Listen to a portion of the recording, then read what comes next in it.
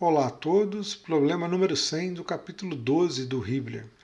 A velocidade do jato d'água saindo do orifício pode ser obtida pela equação de V igual a 2gh, onde h igual a 2 metros é a distância do orifício até a superfície livre da água. Determine o tempo para uma partícula d'água deixando o orifício alcançar o ponto B e a distância horizontal x que ela bate na superfície.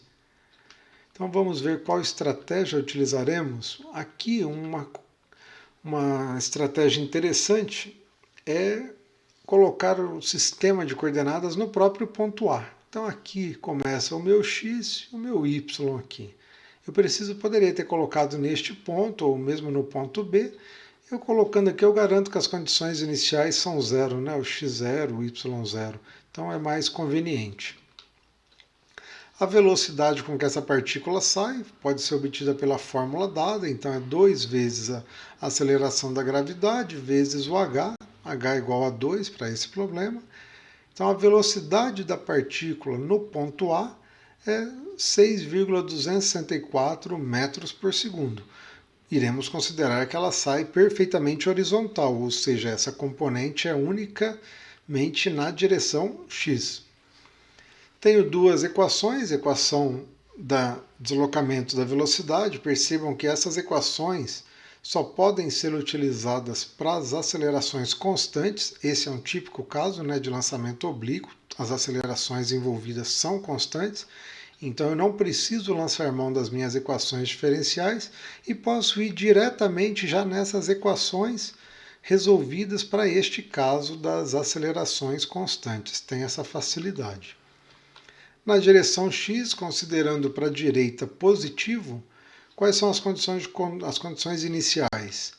S0 de x igual a zero, uma vez que eu coloquei a origem do sistema de coordenadas no próprio ponto A. V0 de x igual ao próprio VA.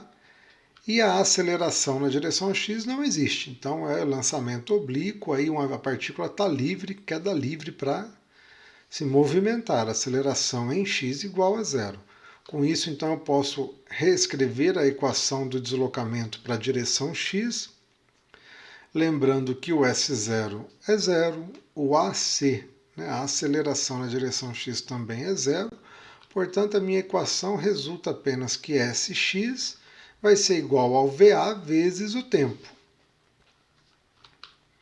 Eu sei o valor de VA, então o deslocamento, basta eu saber quanto tempo essa partícula demora para chegar ao solo e eu saberei qual a distância percorrida na direção x.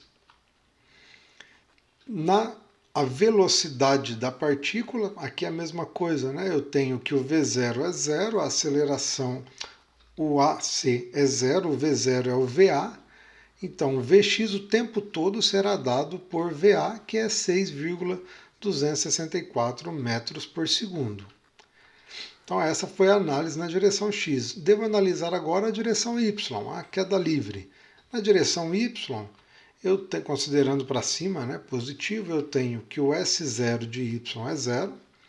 O V0 é zero, uma vez que eu considerei que esse jato ele sai horizontal. E a aceleração negativo, né, uma vez que eu considerei positivo como sendo para cima, a aceleração da gravidade atua para baixo, menos 9,81. Reescrevo a equação do deslocamento, agora com todos os valores, né? Então, para S de y igual a menos 1,5, ou seja, para quando essa partícula descer, né, veja que aqui é negativo, uma vez que eu considerei positivo para cima, menos 1,5 metros, qual vai ser o valor do tempo, né? Então, o que estamos procurando com essa equação é o tempo que ela demora para chegar ao solo. Então, eu substituo aqui o deslocamento final menos 1,5. S0 é zero, V0 também é zero, meio da aceleração que é negativa e o TB, que seria o tempo que demora para chegar em B, como sendo aqui ao quadrado, né? A equação nos diz que o t é ao quadrado. Com isso eu vou ter duas raízes, né? Uma raiz negativa não me importa, eu estou procurando tempo, a raiz positiva igual a 0,553 segundos. Então, através dessa equação do deslocamento na direção x, eu determino quanto tempo essa partícula demora para cair. Esse já era um dos pedidos aqui do nosso enunciado, o tempo que a partícula demora para cair. E agora, a outra pergunta é quanto ela percorre em x.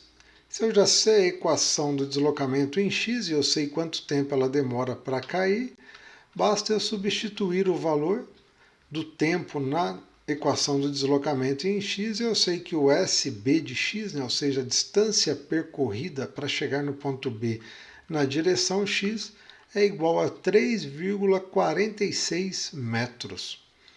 Então, as duas perguntas do enunciado foram respondidas. Aqui o interessante é só perceber como que atuam, né, de forma independente as equações na direção x e as equações na direção y.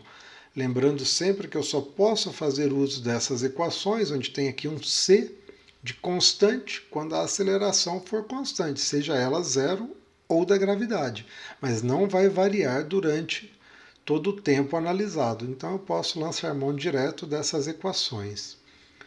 Qualquer dúvida, por favor, escrevam no Moodle, identificando a numeração do problema. Grande abraço, até mais.